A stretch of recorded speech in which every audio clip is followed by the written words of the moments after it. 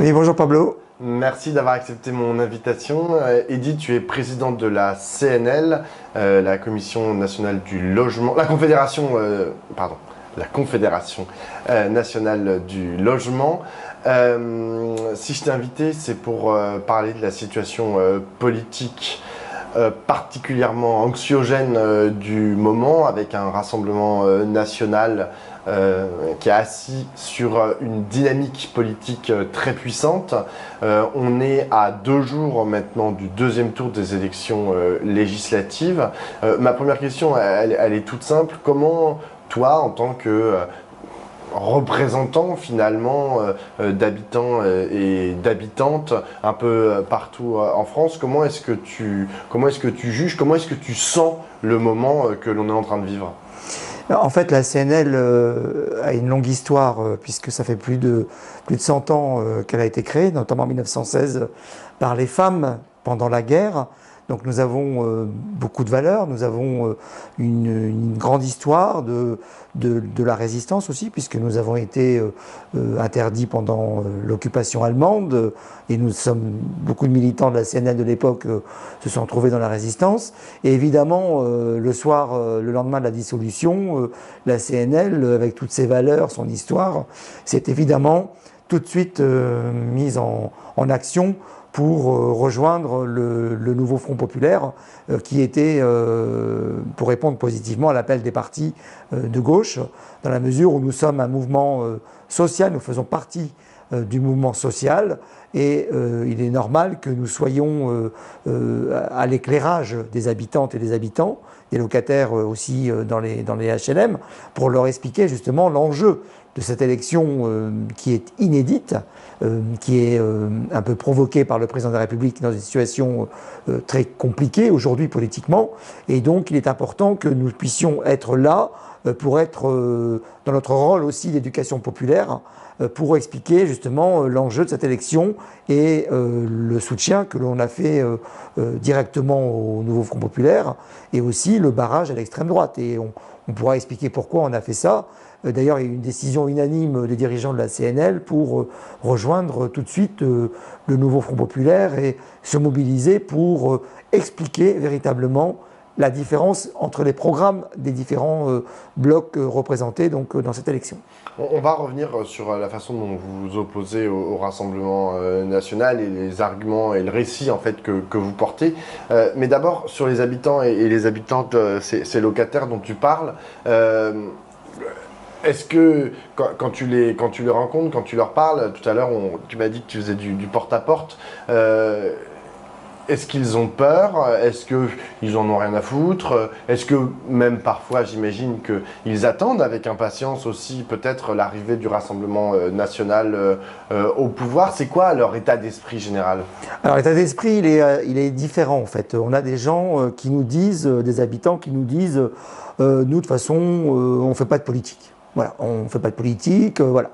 Et ça, moi j'ai la réponse que je leur fais habituellement en disant, mais madame, monsieur, quand vous recevez votre quittance de loyer, vous faites de la politique. Quand vous recevez vos factures d'électricité et de gaz, la politique s'invite chez vous. Quand vous faites la queue dans les magasins à bas coût pour pouvoir faire vos courses, et quand vous faites la queue aussi au Secours populaire, au Resto du Cœur, au Secours catholique, la politique s'est invitée dans votre quotidien. Quand vous faites la queue dans les urgences, parce qu'il n'y a pas de médecin dans votre quartier ou dans votre village, la politique est là. Et donc, je leur dis, si vous ne vous occupez pas de la politique, elle va s'occuper de vous, et elle s'occupe de vous, déjà, tous les jours, dans votre quotidien.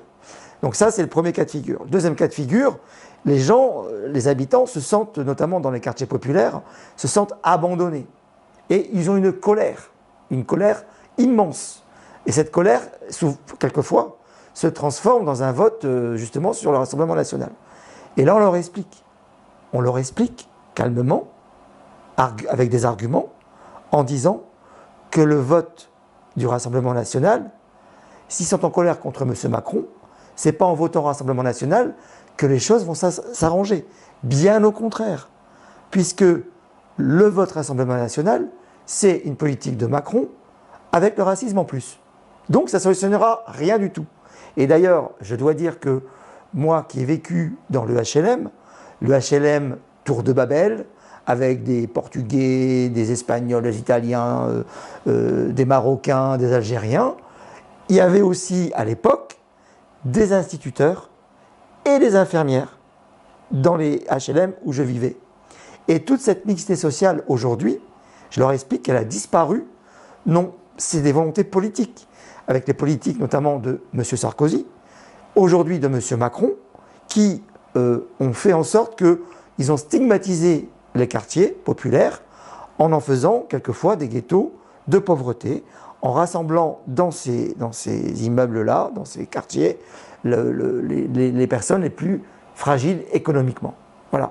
Donc aujourd'hui, on a deux états d'esprit, on a en tout cas une grande colère et un sentiment d'abandon qui, en effet, quelquefois, peut se traduire par un vote Rassemblement national. Et ce n'est pas du tout la bonne direction qu'il faut prendre, c'est clair. Qu'est-ce que, si jamais le Rassemblement national au pouvoir, qu'est-ce qu'il pourra faire en matière de logement? Est-ce que tu as vu ici ou là tu m'as parlé de ce qu'avait fait Emmanuel Macron lorsqu'il était au pouvoir, mais d'ailleurs je t'avais déjà invité pour en parler, mais si on imagine que le Rassemblement national arrive au pouvoir, est-ce qu'ils ont un programme en matière de logement ou en matière de logement social, ou est-ce que ça ne les intéresse pas du tout et ils n'en parlent pas? Parce que, entre parenthèses, il y a plein de sujets qu'ils n'abordent pas, on a l'impression qu'ils n'y ont même pas encore pensé. C'est vrai qu'ils ont un programme assez léger, en fait, de façon générale, le Rassemblement national. En tout cas, ce que je peux dire, c'est ce qu'ils ne vont pas faire. Ils ne vont pas, par exemple, contrairement au Nouveau Front populaire, remettre en cause la ponction qu'a organisée M. Macron dès son arrivée à l'Élysée en 2017, la ponction de 1,4 milliard d'euros dans les caisses des bailleurs sociaux, qui représente aujourd'hui un cumul de 10 milliards d'euros. 10 milliards d'euros, on aurait pu en construire beaucoup du logement social avec ça. Aujourd'hui, le Nouveau Front populaire a décidé dans son programme de remettre cette ponction en jeu, donc de l'arrêter. Ça, par contre, le Rassemblement national n'en parle pas du tout. Pour les APL, par exemple, là aussi, attaque directe de M. Macron dès son arrivée en été 2017, en prenant 5 euros d'APL aux catégories les plus pauvres de ce pays, et en même temps en supprimant l'ISF, je le rappelle quand même. En même temps, les deux mesures étaient parallèles.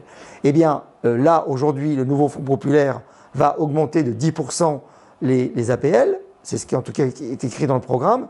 Et c'est important de le dire, parce que ça correspond directement à du pouvoir d'achat pour les familles.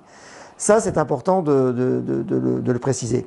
Ensuite, j'entends pas dans le programme du Rassemblement national qu'ils vont construire des logements sociaux. Le Nouveau Front populaire propose de construire 200 000 logements dans notre pays, ce qui veut répondre directement à la crise du logement que l'on vit, que l'on subit depuis des années. Au contraire, ils veulent stigmatiser les locataires entre les Français de souche et les Français d'origine étrangère, et même les étrangers, donc ce qui est complètement hallucinant. Donc ce n'est pas une réponse satisfaisante de mettre dos à dos des locataires dans ce pays, c'est justement de construire davantage de logements sociaux qui puissent permettre d'avoir cette belle mixité sociale que nous réclamons véritablement, nous, à la CNL.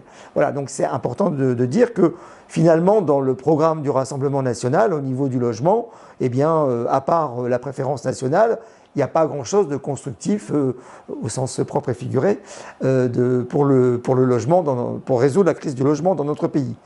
Quand ils veulent, par exemple, supprimer, pour le pouvoir d'achat, ils veulent supprimer, mettre la TVA à 5,5, notamment sur le carburant, c'est une mesure, en fait, qui va aussi profiter aux personnes qui ont des 4x4, par exemple. Donc, ce n'est pas une mesure sociale, c'est une mesure générale. Donc, je veux dire, on ne retrouve rien, en fait, de positif directement pour le pouvoir d'achat des personnes, en fait. Voilà. Tu me parles beaucoup de ton implication, de l'implication de la CNL au sein du Front populaire.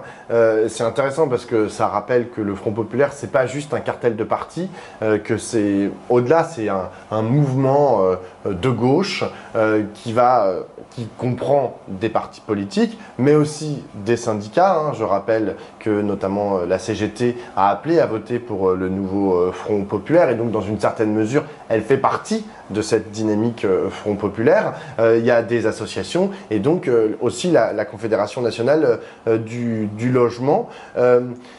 C'est important de voir aussi que la démocratie, elle se passe dans les logements, elle se passe dans les habitations, que c'est un endroit important de notre République. Est-ce que tu penses que le Front populaire, et notamment ces décideurs principaux que sont les hommes et les femmes politiques, vous ont assez intégré, en gros, dans le dispositif pour mener la bataille sur le terrain pendant cette très courte campagne législative? Alors, en tout cas, nous, on s'est imposé dans ce nouveau Front populaire avec une dynamique importante. On a fait un journal en 2 jours de temps d'information, le journal de la CNL, le logement et famille. On a fait un journal d'information justement très, très rapidement avec quelques petites fautes d'orthographe, mais ça, c'est pas très grave parce qu'il y avait une urgence pour véritablement pouvoir informer nos adhérents et nos habitants, nos locataires. En tout cas, ce qui est clair, c'est que la CNL n'a pas signé un chèque en blanc pour le nouveau Front populaire. On sera là pour qu'on aille encore plus loin, puisqu'il y a certes les propositions en termes de logement et de consommation dans le programme du nouveau Front populaire sont à 70% proches des revendications de la CNL, mais il y en a d'autres qui ne sont pas intégrées, comme par exemple le gel des loyers. Moi, j'aurais voulu que justement le gel des loyers soit une des premières mesures du nouveau Front populaire. Donc ça veut dire que quand le nouveau Front populaire sera au pouvoir, on ne sera pas en vacances, nous à la CNL, parce qu'on va continuer déjà à vérifier que ce qui est marqué dans le programme soit bien appliqué. Et ensuite, on va proposer d'aller plus loin. D'ailleurs, je me réjouis de voir qu'on a diffusé donc, nos informations, notre journal dans toute la sphère du nouveau Front populaire. Et je lisais ce matin dans la presse qu'il y a un candidat député du nouveau Front populaire qui veut même aller plus loin sur la loi SRU, la loi Solidarité et Renouvellement Urbain, puisqu'il veut qu'on intègre un volet étudiant dans cette loi-là. D'ailleurs, je ne l'ai pas dit tout à l'heure, mais je vais quand même profiter de le dire, la loi SRU était en balance dans les mains d'un ministre qui s'appelle M. Kasbarian, qui voulait remettre en cause véritablement ce socle républicain qui est la loi SRU. D'ailleurs, je suis content que cette loi elle soit dans un tiroir pour l'instant et que j'espère qu'elle ne sera pas ressortie. D'ailleurs, c'est quelque chose qu'on va demander aux nouveaux députés élus dimanche soir de véritablement mettre à la déchetterie cette loi qui n'est pas du tout une loi de progrès social et sociétal, comme nous on l'entend, la remise en cause de la loi SRU, c'est très grave pour le socle républicain. D'ailleurs, ce ministre qui était avant député a déjà fait une loi très régressive pour le droit des habitants, des locataires, puisqu'il a fait sa loi Kasbarian sous prétexte de vouloir traiter le problème des squatteurs. Finalement, il a réduit les droits des locataires. Donc, en fait, voilà. Et un point également, une mesure que je n'ai pas citée tout à l'heure dans le programme du Rassemblement national, ils veulent remettre en cause les classements du diagnostic de performance énergétique.